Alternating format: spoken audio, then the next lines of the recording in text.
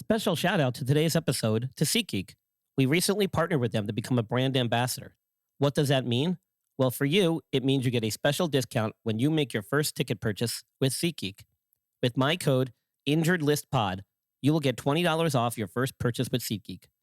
SeatGeek is a ticket purchasing app that takes all the confusion out of buying tickets to your favorite sports, concert events, and more. They score each ticket on a scale of 1 to 10 to help you know if you're getting a good deal. Green is good, red is bad. My followers get $20 off their first ticket purchase using my code InjuredListPod. Click on the link in the show notes and browse for your favorite events. Your next big night ever is waiting, and they have the tickets.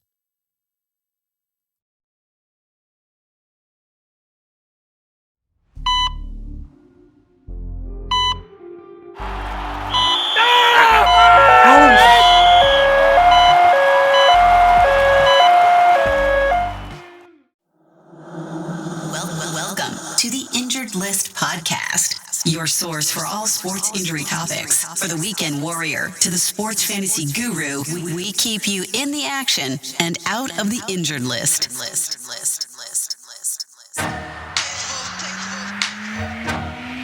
Ladies and gentlemen, please welcome the host of the Injured List Podcast, Brian Scott.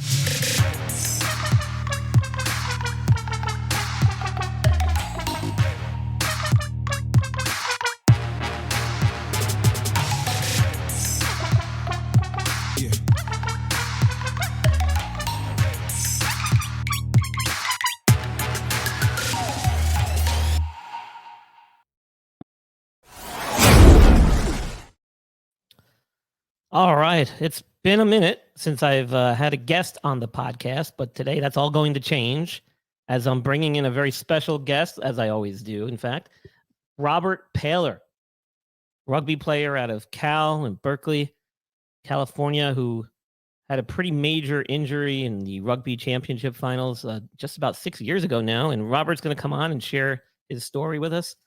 So without further ado, let's bring Robert in to chat. Well, Robert, welcome to the Injured List Podcast. Thanks for coming. Thank you for having me, Brian. It's great to be here. So we were just chatting a little bit before I started hitting record here, and we were chatting about rugby and everything. Not probably the first sport people think of when they think of the U.S., but Right. As you mentioned, it is a growing sport, one of the fastest growing sports in the country. How did you get into rugby? Yeah, very interesting, right? Because if you look throughout most of America, most people I've never seen a rugby match. It's the first time they've even heard about it when you bring it up. Rugby kind of exists in hubs, and I would say one of those hubs is Sacramento, over in Northern California, where I'm from. Yeah. So I didn't even know what rugby was until I got to high school. Before that, I played football, basketball, and baseball, kind of those traditional top three American sports. And eventually made my way over to Jesuit High School in Sacramento, which has the most successful rugby team in the nation. I believe they're at 10 national championships since 1999. So have more hardware than any team in the country, and a really great culture. Just like everybody got a lot of participation time. You showed up and you really wanted to be there. And at the time when I came in my freshman year, I was playing football and basketball, and I'm just like a measly 6'5". And there was I was playing Saturday, 5'7", 165 from right, New York. Yeah. So this measly 6'5" guy over here. There was like a couple guys in the grade above me. One guy was like 6'9" or 6'10", and the other guy was 6'8", and they both went on to go play D1 basketball. And I was thinking, like, I'm a competitive guy. If I get on this team, I want to play. And I mean, even if I make it through these tryouts and my junior year when I need to go varsity and compete against these guys, I feel like I'm going to ride the pine. And at the same time, all my buddies are playing rugby. They're saying, Robert, you have to come out and try it. It's a fun sport. You have a lot of autonomy as a player, and you'd be really good at it. I had a knack for contact. I enjoyed physicality and thrived in physicality. So I decided to give it a shot, and I got MVP my first year playing on the JV squad. We won a national championship that year. And then my junior year, when I got bumped up to varsity, we were runner-up in the nation. And the year after that, I was team captain, MVP, and we were runner-up for the best team in the nation that year as well. And then eventually got tapped on the shoulder to go play for Cal. Now, for those listeners who don't really follow rugby, Cal is the most successful collegiate rugby program of all time. Total of 33 national championships. And just to put some context to how amazing that is, I think the only team at any sport, any level that has more championships than Cal is the Harlem Globetrotters, and their games are rigged. So we were doing okay. That's pretty good. Yeah, we were doing all right. And I love this. I love this sport. I came in my freshman year, and it's a meritocracy. You have to earn your minutes. And I spent my first year there at the bottom of the totem pole, putting in my work, developing my skills, and giving the starters a good rep so they could perform well in the game. And then sophomore year, put in a lot of good work, earn that starting spot. And I was really at the top of the world, finding this sport that I just really took a liking to and afforded me a great athletic and academic opportunity in college. Awesome. Sounds like you were really just a product of the environment. You grew up in an area where it was very popular and were able to make the transition, which seems to me probably the best way to go about it is going from football to rugby. I think you definitely have to have a desire or at least the ability to absorb and dish out contact. Play rugby. If you're shy of contact, rugby is going to be a very tough sport for you. It's fun. I mean, it's a very unique game. You look at things like the scrums, and you have 8 guys binding up together against 8 of the other team's guys, all the way crouched down, like shins just above the blades of grass, pushing as hard as you can. And line outs, I was 6'5", about 240 pounds when I was playing. And, my specialty was get lifted up in lineouts to go inbound balls. Like imagine, like we're throwing up cheerleaders. They're throwing up, big old guys like me. Yeah, it's definitely one of those features of the sport. Oh yeah. It's so neat. It's so cool. I really took a liking to it, and it's an amazing community as well. I think because it's so niche, when you meet another person who plays rugby or follows the sport, you just feel like you're best friends immediately, and you have so much to talk about. So I loved all those aspects. So I grew up in the Northeast, and there's not much rugby, I have to say, especially where I'm from. I'm from you play baseball, you play basketball, most kids start out playing soccer.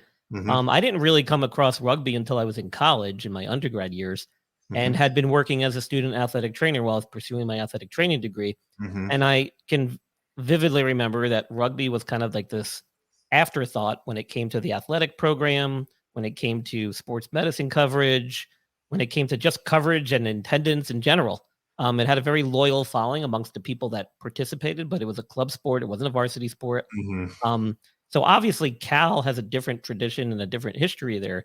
So what was it like playing rugby at Cal? I mean, did you guys have all the support of the administration and the athletic staff and then the facilities and resources? We did. It was a bona fide Division I athletic experience. Like you said, rugby programs are very different around the country. Most of them are club programs, so they're not afforded the same benefits as the other varsity sports, the regular locker rooms and training facilities, weight rooms, stuff like that. They got to go and figure that out on their own. At Berkeley, it's a very different story. Over at Cal, rugby is the first varsity sport. I believe we started playing rugby in the year 1886. Oh, wow. So it has a very long and rich history to it. And, we were, in the locker rooms as all the other Olympic sports, and, in the training center, we have our own rugby field just up a bit higher up the hill from the football stadium. And, selling out games, great audiences, televised games. It was truly the pinnacle of what I could have achieved. And, I was coming into Cal, I was recruited at other schools and for football as well. And, going over to the Cal rugby program, guy like me and others like me who are used to being the best, going to Cal can in some ways be pretty intimidating for rugby, because everybody on that team was the best on their high school team. Very much, moving into that, the pond to the ocean type analogy. And, but I think the thing that really got me is I knew by going to Cal, I was going to achieve my full potential in all aspects of life. As an athlete, academically, I knew I wanted to pursue a business degree, and the Haas School of Business over at Berkeley is tremendous. So once I gave it a couple minutes of thought, it really became a no-brainer. I wanted to play rugby as long as I could, and I wanted to do it at Berkeley. Yeah, that's a great point. I mean, I think that gets overlooked by a lot of young athletes today is thinking about Mhm. life after sports. And I know a lot of the people I've interacted with in the podcast community and stuff certainly can attest to that and are very much aware of that message and getting it out there. So thanks Mhm. for pointing that out Yeah. to our listeners Yeah. because you got to think about life after sport. Yeah. Um, so going into, I mean, had you been injured a lot prior to your collegiate career? Had you had any type of setbacks or anything when it comes to injuries? Being that rugby is such a physical sport, and you're not really wearing any Yeah. protective garb. Yeah, it's very counterintuitive. At least my experience with rugby. Um, the injury that we're going to be discussing at length today certainly tipped the scales. But before that, I didn't really have a lot of injuries. I had no head trauma, so no concussions, no broken bones outside of my nose. Which of course very exposed and in contact, and it was literally just someone kind of knocking their head up and boink right on the nose, and it broke. But something like that, I was able to play through it. Other than that, it's just like general wear and tear. It's football actually where I experienced a lot more injuries. I played 3 seasons of football with a cast on, having broken my hand and my wrist a couple times. Just like knee issues. I was mostly in blocking positions when I was playing football, so it's just like contact every single play. And that can wear the body down. It's not just the games, but in practices as well. We're physical. And in football, it's kind of flesh against metals and hard plastics with those pads. And sometimes you can kind of get an invincible feeling and put yourself into a tackle that in a way that you maybe shouldn't have. Rugby, there's no disillusion there or illusion there, because there's no pads. All we have is the piece of cloth that separates our shoulder from the opponent we're tackling. And you come into contact with a different mindset in something like this. Nobody's going to put their head down and torpedo themselves into some person because they realize that in doing that, it's going to hurt them too. And they're going to pop out a shoulder, and they're going to be dealing with the results of their decision. So in rugby, it's kind of interesting. I don't know what the statistics are at large. I'd be kind of curious to see what that is, versus a sport like football. But at least in my experience, I was relatively injury free, other than some, kind of sprains here or there in the sport of rugby. Yeah, no, it's not surprising actually to hear you say that.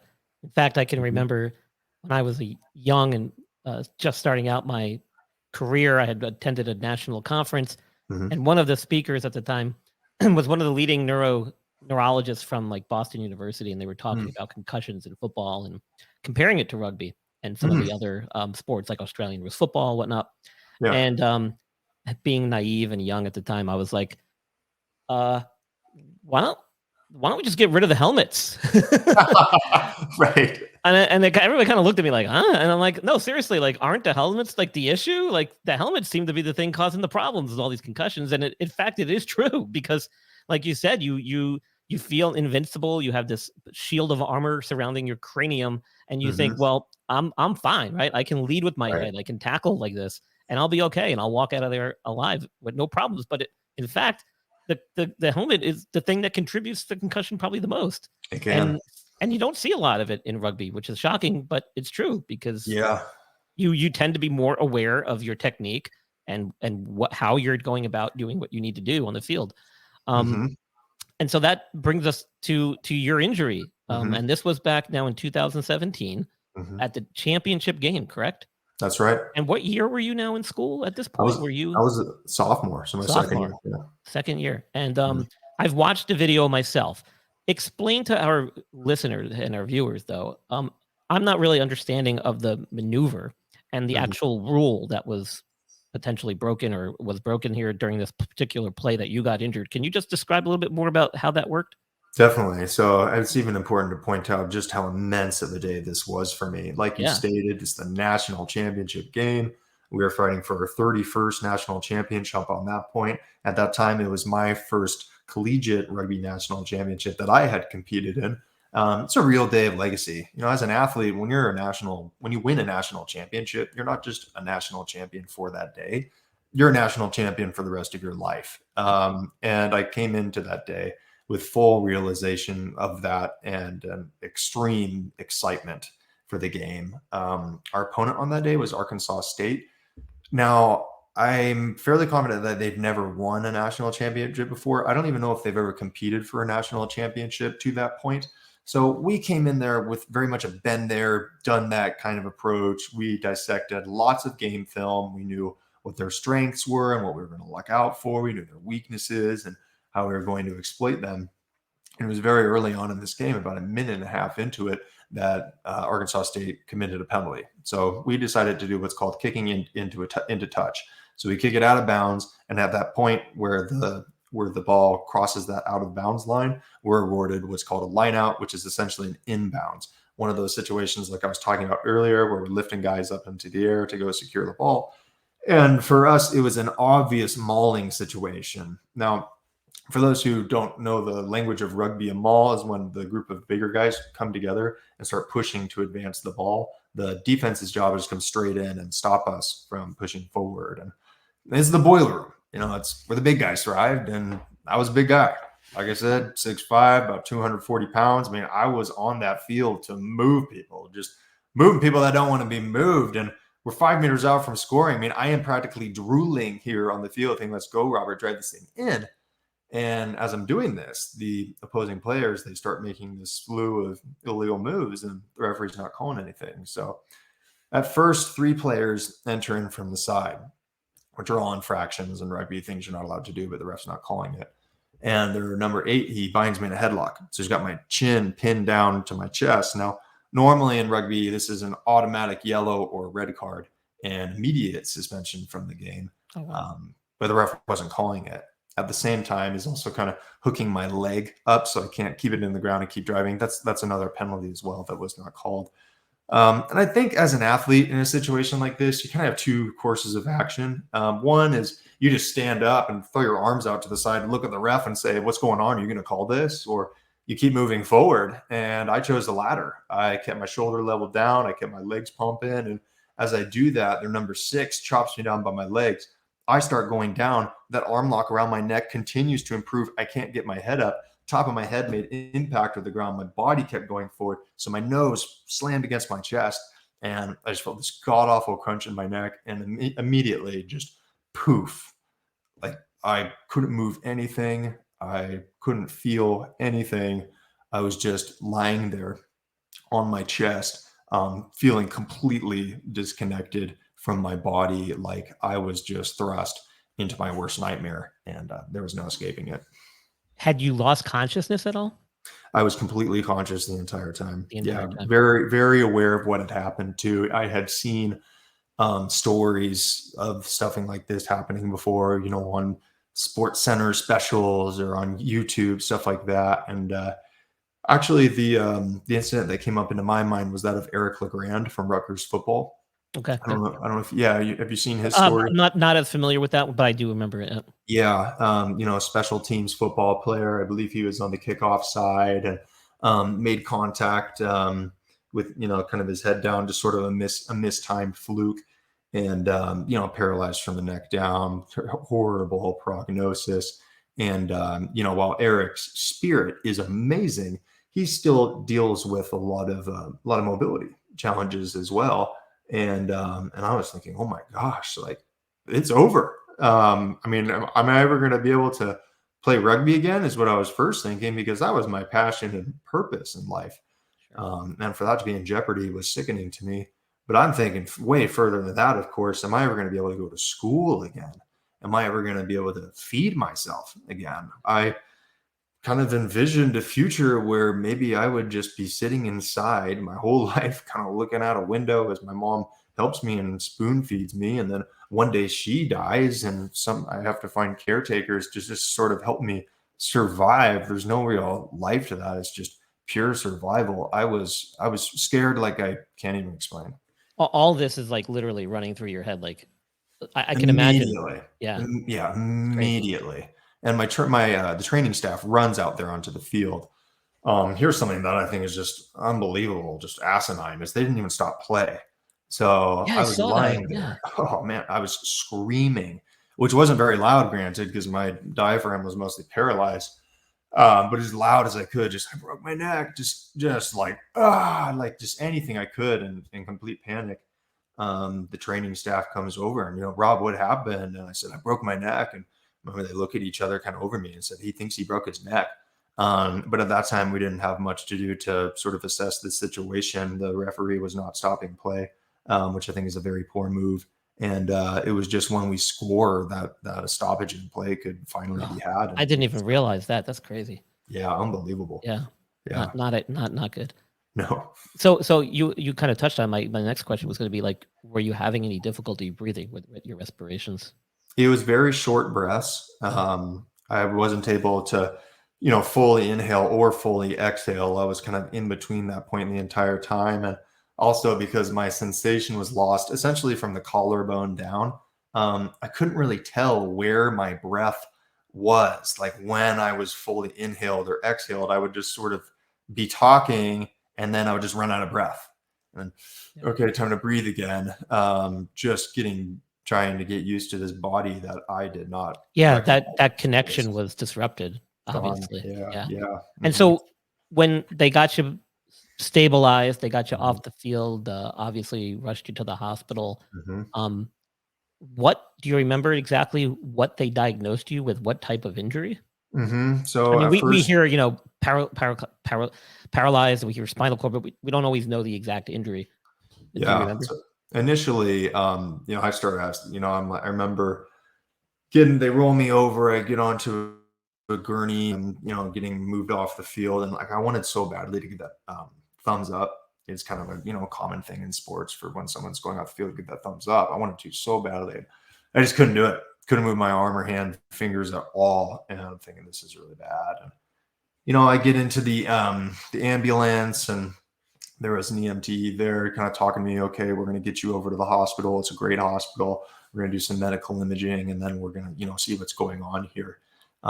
Because, we were, of course, holding out hope that it was some extreme stinger or something like that would, I'd be walking out of those hospital doors the day later and celebrating with my teammates like I should have.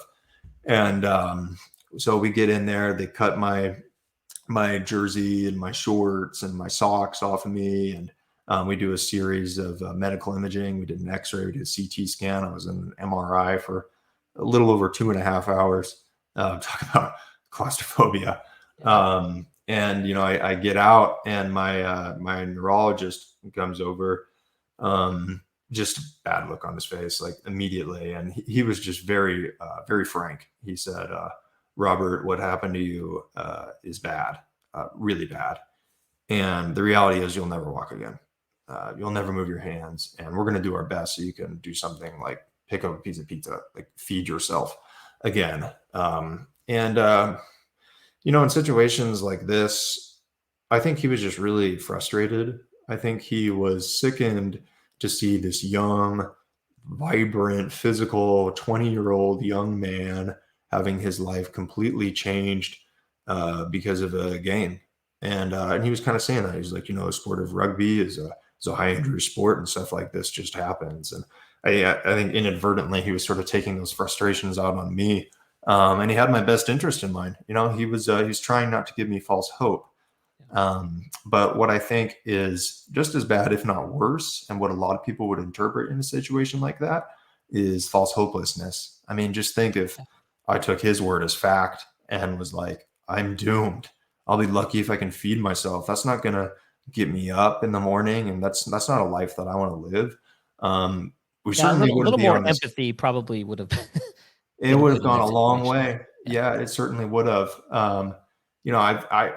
If I really internalized what he told me, I wouldn't be on this call today. I don't even know if I would have survived that initial period because I got pneumonia, but I could barely breathe and I couldn't swallow anything. Man, it's just unbelievable. To continue on that point of false hope and hopelessness, because I think this is very relevant for this audience, who have to sometimes deliver news. I eventually was transported over to a hospital outside of Denver, Colorado called Craig Hospital. And they had a perfect approach because they said, Robert, yes, what happened to you is very difficult. And we'll be honest, the statistics are that this injury is chronic and severe, but we don't know where you're going to progress from here. I mean, you might walk out of these doors one day, and you very well might not. But we're going to guarantee you that we will give you everything that modern science and medicine has to optimize this recovery. You have the full strength and support of our team. So that was just the perfect response. And Yeah, that's awesome. what I recommend anybody use when they have to deliver difficult news to someone, I mean, if it would be one thing, if I lost an arm and I was asking if I was going to regrow my arm, but there was a chance that I could have a recovery, and a good one. And they were right. They didn't know, but they knew that they were going to help me. And that was just like the right touch. Yeah. To where I had a very realistic hope ahead of me, to where I knew I'm in a difficult situation right now. I was very realistic about that. But I know the only thing that's going to potentially change my outcome is if I give a full effort. And I did that. Yeah. Great. That's awesome. Mm-hmm. You took it well. That's Mm-hmm. for sure. Yeah. By your story there. Mm-hmm. One thing I always am cognizant of and try to tell my younger colleagues and those I've helped train throughout the years is to always remember that medicine in and of itself is not a perfect science. There's a lot of imperfections within it. There's a lot of things we don't know and we may never know. And as clinicians, we are infallible, or we're not infallible. Like, we will make mistakes. We will often tell people the wrong thing or not get it right. Right. And if you keep that in your mindset throughout your career, then you'll be a great clinician, and people will respect you, and patients will really appreciate your training and your care for them. And so I always try to reiterate that to my colleagues and those younger people that I mentor sometimes. And that's a classic example of that. Like, he didn't know, right? He's seeing you for the first time. He's purely making comments based off of your scans and your, his experiences. But, if you delve probably deeper into the science and deeper into the statistics, and you talk to people at the other facility like you went to in Denver, they might have a different outlook and a different perspective on things. And so, they've probably seen a lot more people bounce back that they never thought could. Yes. And that's why they have that mindset, because they've come to the realization through experience that, listen, we don't know until we know, right? We won't know until we see what he can do. That's right. My doctor said that. He was like, I've been wrong too many times. Yeah. So I just, I always try to share that message every time that I can, because I just can't tell you how many people I've spoken to with injuries like mine, where they get that bleak prognosis. Yeah. And, some people, it just eats at them for months or years of their life. And there's some people, who are able to block that out and do what they need to do to keep moving forward. Yeah.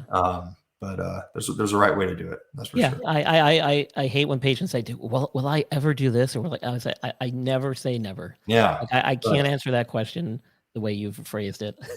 Right.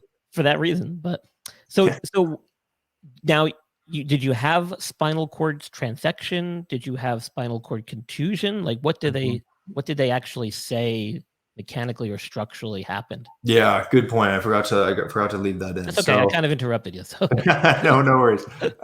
So what happened? The result of my injury was hyperflexion. That pressure in my head going down to my chest, which is a common mechanism for spinal cord injuries, and one of the big reasons why in youth football we always tell them, you got to tackle with your head up. Yes. Not come in with your head down. And even you see it a lot in the NFL, even to today. It drives me crazy. Yeah. And that's what happened to me as a result of being forced into that position. Yeah. And so under that pressure, the disc in between my C5-6 vertebrae ruptured into my spinal cord. And I had some fracturing on my C5 and my C6 vertebrae. And a little bit of this damage from swelling had crept up to my C4, just a little bit. So at that time, in the beginning, it was sort of just spinal shock, with not being able to move my arms really at all or feel anything at all. The typical C5-6 injury is going to present as you have some strength in the shoulders, so you can move your arms up like that. You have strength in the biceps and your wrist extensors, but you have nothing in your triceps, nothing in your wrist flexors, nothing in terms of finger dexterity. And then from about the chest down, so the majority of your torso, no volitional control, nor feeling as well. And I eventually, over the course of a few hours, started to present there as what they classify as an Asia B spinal cord injury. So I had deep pressure sensation everywhere in my body eventually. So you could have put a knife in my leg and it wouldn't hurt, but I would say, there's something there. And with these injuries, things become very relative, and relatively, that was a great sign. And that opened up a lot of potential for me in the future. And looking at my scans, the nerves which control motor function were much more damaged than the nerves which control sensory function. So that's kind of how I presented in the beginning. And through that, they decided they gave me the option to go into a spinal fusion surgery, as least invasive as we could. But my doctor told me this is a potentially life-threatening surgery. My body was already spiking temperatures up to 105 degrees internally. I assume just under my nervous system, under the shock of what had just happened. Trauma, yeah. That's what I assume. And then, so, my body was very deconditioned. And there's a lot of important real estate right here. They performed the surgery through the front, moving the esophagus over to be able to operate on the spinal cord. He told me I had about an hour to make my decision. And what was the alternative, though? The alternative probably would have been a halo. And okay. they were, squirrel some drugs into my head to fix my head into position to see if there could be some natural healing. I met some people who did elect to take that route because they had fracturing, say, like C2 all the way down to like C7. Right. So with a fusion like that, of course, they would have no range of motion in their neck, hardly at all. For me, I spoiler alert, I elected to go for the fusion, and I have essentially full range of motion in my neck. But of course, that life-threatening portion of it was very, very scary to me. And sure. So I decided to call my religious advisor at that point. And he gave me this piece of advice that just really helped me. It gave me a lot of hope in what should have just been a completely hopeless situation. And he said, Robert, throughout this journey, there's going to be a lot of things that you just can't control. But the one thing you can control is your mindset. So your positivity, your ambition, your willingness to wake up every day and fight this is up to you. And this injury can't take that away from you. And no truer words have been spoken. And those words really gave me a lot. That, yes, I couldn't control what happened to me on that day. And I couldn't control the circumstances that happened to me on that day forward. None of us can. I don't think success in life is determined by the circumstances that happen to us, but rather the way that we respond to those circumstances. Oh, absolutely. And just having that be the number one piece, the first piece of advice that I heard, I think was the most critical piece of advice that I could have heard in that moment. And it gave me a lot. It gave me the strength to be able to block out a lot of those emotions that I just couldn't deal with at that point. I would eventually, but not when I needed to make that decision and decide what was best for me. And I was just thinking, I can't have any regrets. I need to go into the surgery. That's what I did. Yeah, you got to be fully committed at that point. Mm-hmm. So you get through the surgery. Obviously, you had some major issues afterwards, and I think that's the thing that people really sometimes overlook. and this is sometimes unavoidable with a lot of major surgeries, not just spinal cord surgeries.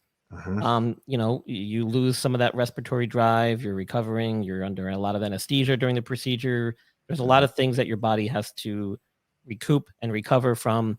And just the overall stress of the surgical procedure can cause a lot of issues. Lungs being the first one that typically gets affected, followed closely by the cardiovascular system. So there's a lot of things that could potentially go wrong. You had a few of those things happen, to say the least. Yeah. But you made it through. You got out. How long were you in the hospital before you were able to get out and start like really working on your recovery and your rehab? Yeah, I was. That kind of acute stage for me probably lasted about 3 to 3.5 weeks when I was really doing a lot of respiratory treatment, regaining my ability to swallow. It was initially I was, just incredibly tired, but I was doing okay. I didn't really have a desire to eat. And, I of course had an IV in for hydration. And then it was, maybe the second day after, kind of the drugs of the surgery have worn off, that I, kind of had an appetite and tried to eat, and it wouldn't go all the way down. And it was kind of just like stuck in my windpipe. And, so immediately I started trying to cough it out.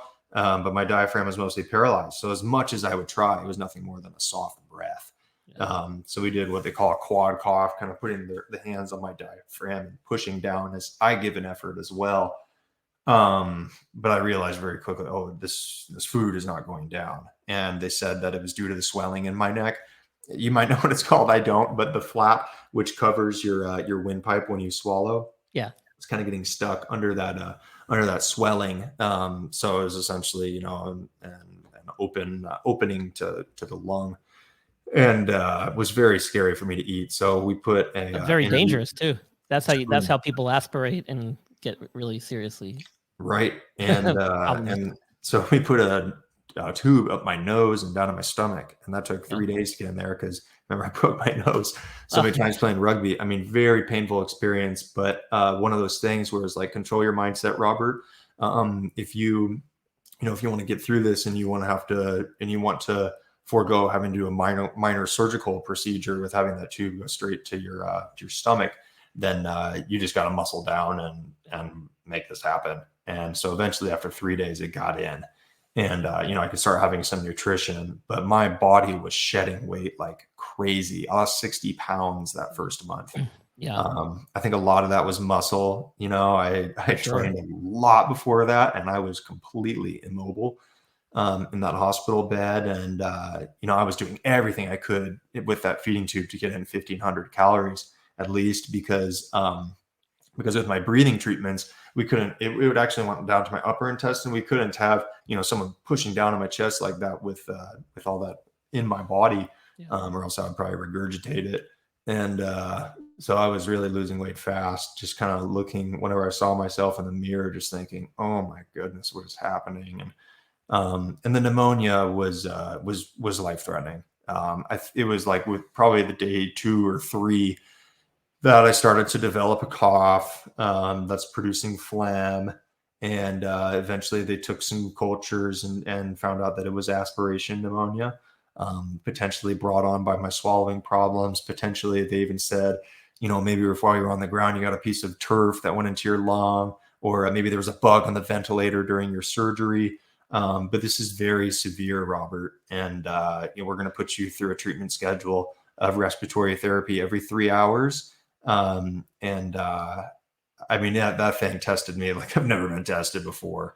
I really didn't sleep. I mean, it was every 3 hours I would have a respiratory treatment. Those would be a minimum of 30 minutes long, maximum of 3 hours long, in which I would roll straight into my next one. Every 2 hours, somebody would come in and turn me in my hospital bed so I didn't develop a skin sore. And every 1 hour, my vitals would be checked. And so I'd be lucky to squeeze in like a 20-minute nap here or there. I was just tired. Like I can't even explain. I mean, it really felt like death was just with me in that room waiting for me to quit. But I wouldn't quit because I had a goal. And that goal was to get out of that acute environment and get into a rehab setting where I could start challenging my nervous system to regain some mobility. And in those moments when respiratory therapist comes in and it's 2 a.m. and you're tired as heck, and they say, hey, we got to start working on your lungs. The answer was, all right, let's do it again, because I had a goal, and that's what it took. Different. It's kind of crazy, how fast that deconditioning sets in and that muscle wasting occurs, right? And even in a healthy person who's not active and stops training, it occurs super quick. And in order to gain all that strength and mass back takes forever. Now, couple that with a spine injury, man, I can't even imagine what you must have been thinking and looking at yourself like, what?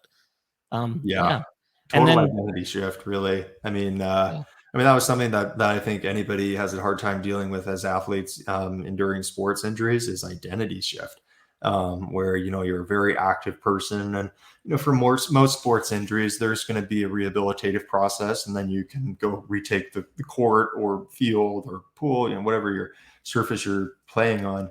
But for me, I knew that the sport was gone forever. And, I was worried that my body had changed forever. the first time when I kind of saw the ridges in my sternum. And, I always had like big, strong legs, as most rugby players do, and looked down and they're just wasting away. That was a difficult identity shift to get over, to just be able to look in the mirror and be proud of your body, proud of who you are. That took a long time. Yeah, I'm sure it did. Mm-hmm. And it's amazing too how you go from like that acute care setting to hospital setting to the rehab setting, how that can then kind of flip the script a little bit and get you like, okay, I'm in a different environment. There's different mentality here, different goals now I'm working towards. So that can be a beneficial thing. I try to explain that to a lot of patients I've encountered throughout my career who are insistent on staying in the hospital. I'm like, you do not want to be here. Trust me. You want to get out and get to rehab as fast as you can. Yeah. Believe me when I tell you that. Speaking from experience. So that can be hard sometimes to get people to go, or encourage them and make them feel safe and ready to start that next chapter as part of their rehab. So, yeah. So you did a lot of the therapy sessions. Did you do it at the facility in Denver? I'm assuming you got probably some top-notch care in one of the probably more advanced places in the country for spine care and rehab. Was that at the same facility in Denver? It was. So attached to the hospital, both where I was in Santa Clara. Well, Santa Clara, they have areas of acute care like where I was, and they did have a spinal cord injury rehabilitation center where they had inpatient and outpatient folks coming in to work on their recoveries. And I got to do a little bit of work there. It's a public hospital, so I think it was about 3 hours of rehab that I was getting a day, with a maximum stay of, I think, like a month for inpatient, which blew my mind because I was thinking, oh, this is going to take a lot longer than a month. I need sustained care here. I'm just trying to be able to breathe right now or eat right now, and that's eating into my overall stay. This isn't good. And I eventually was turned on to Craig Hospital by some other people who had spinal cord injuries, or a loved one had. And they said, you need to seriously consider going over to Denver at Craig. They are able to handle some of that acute care if need be, but if there's something like a pneumonia case like mine, or a skin infection, something like that, they'd transfer you out. They were very focused on that rehabilitative process, and I loved it, including from my PT to OT to a little bit of speech therapy stuff that I had to do in the beginning with my swallowing, to like adapt, like finding technology that would assist me with my injury, to education on spinal cord injuries and all those unseen things that people like me have to deal with. It was about 8 to 9 hours was my schedule every day, excluding weekends. I remember when I talked to my doctors and my whole team, and they had a very team-based approach there, that I was saying, like, I didn't come out here to Denver to just look at the Rocky Mountains and go on vacation. I came here to get better. So work me harder than you've ever worked anybody before. Please just load my schedule up. And when you say jump, I'll say how high. And it was a wonderful environment. These people, they really believed in me. They were really rooting for me. We were, of course, very realistic about where I was. And in every moment, we were just using everything that I could to be independent. Independence was the goal here. But of course, always hoping for more. And when those new movements started to show up, and they did, we just ran with it, and we really went for it. Just always bending kind of conventional rehabilitative techniques to what personalized me most. And those people, they just wake up and they change lives every single day, and they certainly changed mine. Well, I can speak for them. They might not say this, and I am a little biased. But athletes, most of the time, are some of our favorite patients to work with. They usually are most compliant, and they're usually some of the more successful ones, because they usually are very driven. So that whole athlete mentality really does allow them to bounce back from such severe injuries like yourself. Certainly. There's no doubt about that. So where are you at now? Here we are, almost 6 years later.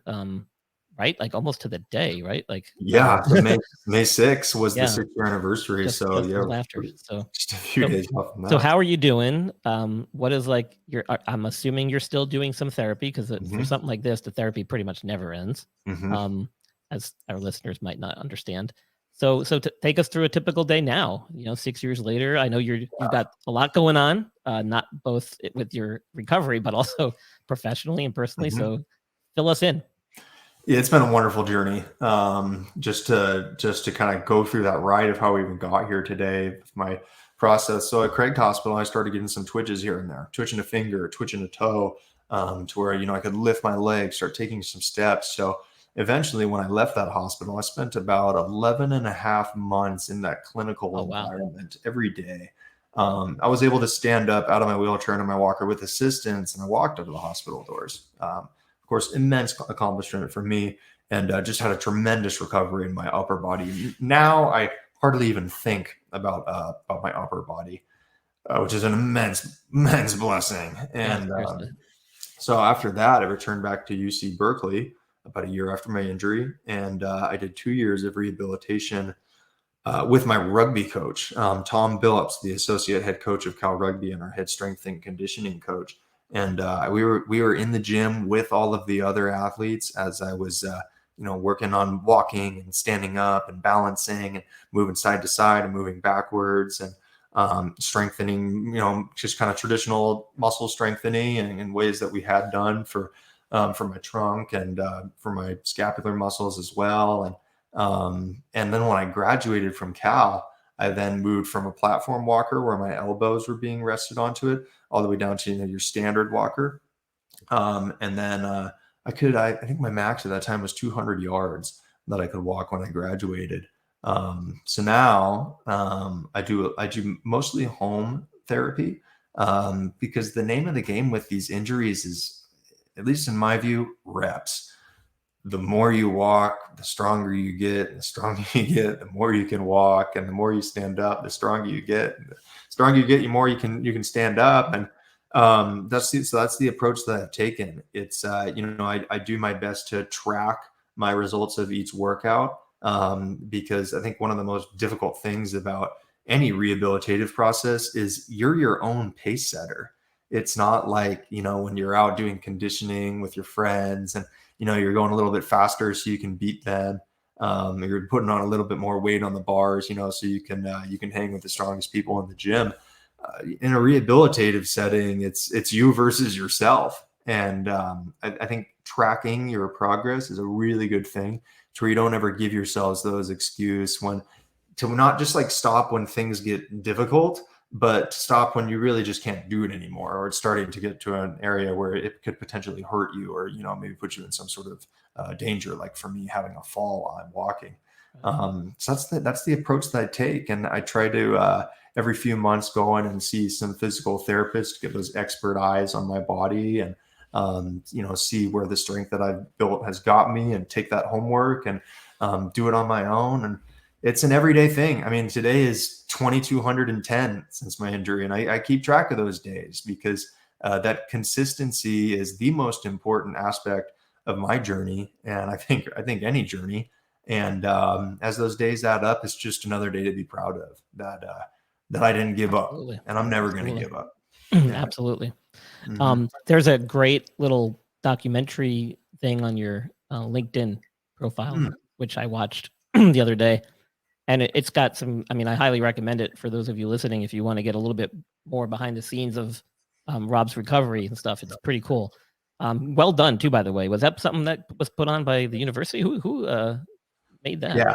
The university That's assisted awesome. with that one. Yeah. They did a Yeah, great job. that was really cool. Yeah. Because it was great behind the scenes stuff, which is Mhm. things I'm familiar with being in healthcare, but a lot of people probably aren't. And Right. it really shows just how difficult a struggle it was to come back and Yeah. just how significant the injury was. Immense. There was also a phrase that you said in there which really stuck with me and I think is awesome. And I'm sure this had to come up while you were rehabbing at Cal and working alongside the current rugby players. Do you remember? You know which one I'm talking about? Is it compared to what? Yes. Yeah. Yeah. I can only imagine what the other rugby guys were sitting there thinking while they're in the weight room, probably disgruntled after practice or weight class, conditioning, and then they look over and they see Rob over there working with coach, and they're like, "It could be worse, right?" It can always be worse. Yeah. That How was a that great phrase, saying. I really like that. yeah, how it came up. I was on a religious pilgrimage to a place called Lourdes, which is south of France, and it's a place of like miraculous healing. And so I was invited to go out there with a religious order. I think it was 25,000 people that were there from all over the world and all these different things that they were dealing with. And I was having conversations with people who are like, Robert, I have stage 4 cancer. I have months left to live. And I look at time so differently now. And, I've got a beautiful spouse and children who I love so much. And like what I would give to be with them. Or there was a guy there who had ALS, and he was semi-ambulatory. He walked around with assistive devices, and it wasn't the prettiest or fastest thing in the world, but he was walking. His speech was very strained. Very positive guy, but you could tell that he was going through a lot. And I remember speaking to him as well, and it was kind of the same, a similar sentiment that as time goes on, I just move less and less until my eventual reality to where I won't be able to move anything at all. And again, I have a wife and children who I love so much, like what I would give to be able to just be with them. And I look at what I was going through, which, I deal with significant challenges every day, a lot more than most people have to go through. And it's very chronic. And I understand this. The statistics are not on my side. But my life is not in jeopardy anymore. I have so much to be grateful for. And I was just like having a drink with a priest on this pilgrimage, and we started talking about that whole saying, compared to what? Yeah, I'm having a rough day today, but compared to what? Or I'm really tired, but compared to what? I mean, there's a lot that I can do. There's a lot that I do have. And when we use that statement, I don't want us to like dismiss our challenges, because that's very unhealthy when we dismiss our challenges. If we do that, it just ignores it. It'll never go away. But what that statement is meant to do is just put our challenges into perspective. It just helps us realize that what we go through is so overcomable, and there's so much that we can always be grateful for. So that's like, I gotta like tattoo that on my body or something. Yeah, it's a great saying. It, like you said, it puts a lot of things in perspective. Mm-hmm. So I really appreciated that from that video. Now you've got a lot going on, like you said, married, right? You said children, business career. You've become a public speaker now because of this. You're also, and you got to help me with this because I'm probably going to botch it, but you're the executive director of the CAL program. What's it called? It's called the Big C Society. Yeah, CAL's Letter Winner Society. Yeah, explain that to me a little bit. I've never heard of such a thing, and it looks like it's been around forever. Which is yes. It was established in, I believe the year was 1908. So another very old organization. The Big C Society at first was founded to steward the standards of winning a varsity letter at Cal.